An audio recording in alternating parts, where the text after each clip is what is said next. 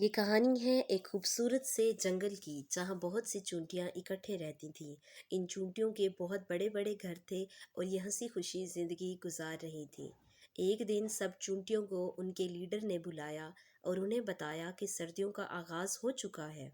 उसके लिए हमें बहुत सा खाना ज़ख़ीरा करना होगा। ये चूंटियाँ चूँकि बहुत ज़्यादा समझदार थीं तो इन्होंने फ़ौरन हामी भर ली।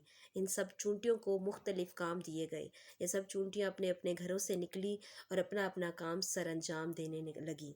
कुछ चूंटियां फौरन जंगल में भागीं और इर्द गिर्द का जायजा लेने लगी।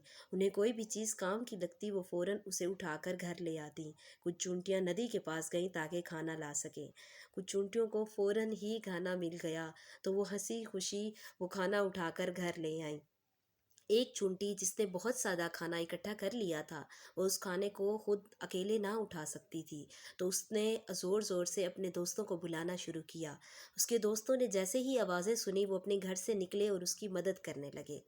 एक चुंटी को उन्होंने एज अ सिक्योरिटी गार्ड भी रखा हुआ था ताकि उनके घर में कोई भी दूसरे कीड़े मकोड़े बगैर इजाज़त ना घुस आएं। ये सब चूंटियां दिन रात मेहनत करती और अपना पेट पालती। इन सब चूंटियों की लीडर इनसे बेहद खुश थी। वो रोज़ाना किसी को अच्छा काम करने पर कोई ना कोई तोहफा दे देती। ये सब चूंटियां घर में भी काम करती और बाहर जाकर भी काम करती थीं। कोई भी मेहमान इनके घर में जैसे ही आता तो घर को देखकर हैरान हो जाता। हर चीज़ साफ सुथरी थी। और एक चूंटी वो बहुत उदास और परेशान थी क्योंकि उसको खाने को कुछ भी ना मिला था।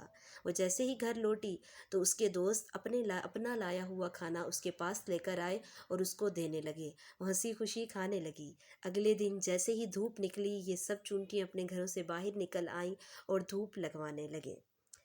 मोरल ऑफ द स्टोरी, इस कहानी से हमने क्या सीखा? Hard work and planning for the future पे ऑफ। मेहनत और मुस्तकबिल के लिए मंसूबा बंदी का हमेशा फ़ायदा होता है। Please subscribe my channel for more videos. Thank you.